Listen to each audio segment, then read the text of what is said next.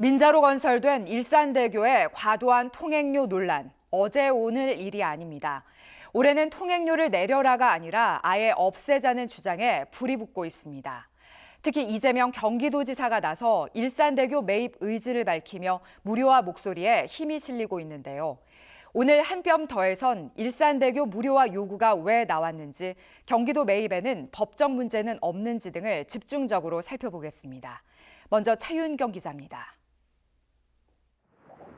일산대교는 경기도 고양시와 김포시를 잇는 가장 북쪽의 다리로 2008년에 개통됐습니다. 길이 1.8km지만 27개 한강다리 중 유일한 유료 다리입니다. 승용차 기준 통행료는 1km당 660원으로 민자고속도로보다 11배나 비쌉니다. 때문에 10수년간 이어지던 통행료 인하 요구가 올 초부턴 통행료 무료화로 이어져 경기도 인수 목소리가 나오고 있습니다. 국민연금관리공단이 한 해 이자만 165억 원을 받는 것이 알려지면서입니다. 2009년도에 국민연금관리공단이 인수를 하면서 다음자 한 360억을 또 후순위 채권을 발행해서 20%의 그 고율의 이자를.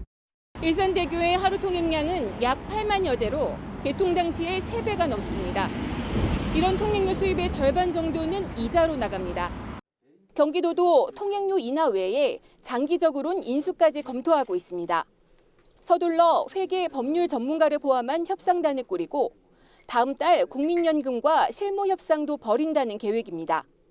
제일 좋은 거는 어려움이 있겠지만 일산대교를 우리 경기도가 인수하는 겁니다. 국민연금관리공단도 할 말은 많습니다. 국민연금을 불리는 수단이 왜 비난 대상이 되느냐는 겁니다. 비부채납되고 민간 사업자에게는 38년 동안 운영권이 보전된 시설입니다. 실제 통행료가 논란이 돼 요금을 낮춘 사례는 있습니다. 민자도로인 서울 외곽순환도로 북부 구간이 2018년 통행료를 낮췄습니다. 그러나 매입까지 하게 된다면 산 넘어 산입니다. 매입 비용은 최소 1,800억 원에서 많게는 3,000억 원을 넘어갈 수도 있습니다.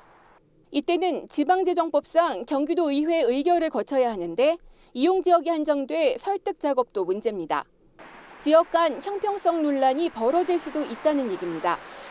매입이 되더라도 서수원 의왕 간 고속화도로와 제3경인 고속화도로도 추가 매입 요구가 나올 수 있습니다.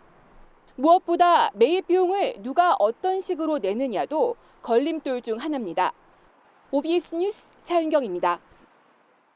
경기도의 일산대교 매입의 가장 큰 걸림돌은 단연 법적 문제입니다. 계약 전후 맺은 실시 협약을 보면 일산대교 측 동의가 우선입니다. 동의를 받더라도 공익 목적 입증이나 손실 보상 산정 등의 까다로운 과정도 풀어야 합니다. 이어서 갈태훈 기자입니다. 일산대교 개통.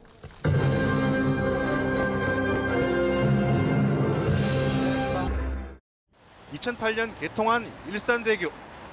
당시에는 차량이 그렇게 많지 않았습니다. 지금은 출근 시간 서행이 불가피합니다. 일산대교 주변 도시들이 매년 급속하게 팽창하면서 다리의 수익 구조도 함께 호전됐습니다. 즉, 가만히 앉아 있어도 손님이 매일 몰리는 영업장이 갖춰진 셈입니다. 경기도가 사자는 목소리가 나오는 이유입니다. 고향 파주 김포시도 인수 비용을 어느 정도 부담하겠다는 고려가 필요하다. 국가도 일정 부분 결자이지 차원에서 인수 비용을 부담하게 되면 그렇더라도 법적 문제 해결 없이는 어렵습니다. 경기도와 일산대교 간 4차례의 실시 협약서입니다. 문서상 해석이 모호하거나 맞지 않을 때 해결 1순위는 민간투자법이라고 돼 있습니다. 해당 법률에서 인수, 즉 시설 사용 내용 변경 조항을 살펴봤습니다. 원칙적으로 바꿀 수 없다고 엄연히 명시돼 있습니다. 국가나 지자체가 쓴다는 조건하에 사업자와 협의한다는 단서가 유일한 통로입니다. 하지만 사업자 시각은 다릅니다. 저희 협약 기간은 38년까지 되었기 때문에 그거는 확인할 수는 없고요. 내부 정보라서 외부로 얘기해드릴 수는 없고요. 협의가 성사돼도 첩첩산중입니다. 민투법 시행령에 따르면 공익상 최후 수단임을 인정받아야 합니다. 손실 보상 규모도 일산대교 입장이 우선입니다. 공공의 이익에 부합이 돼야 되고 그 방법 외에는 별다른 방법이 없어야 됩니다. 그다음에 더 중요한 것은 사업 시행자가 입은 손해에 대해서 전부 보상을 해줘야 되는. 손실액 산정은 더 복잡합니다. 총 사업비는 물론 총 사업비 회수 차질 손실, 그 밖에 실제 발생 손실까지 다 줘야 합니다. 유무형의 손해까지 따지면 인수금이 기하급수적으로 불어날 수도 있다는 얘기입니다.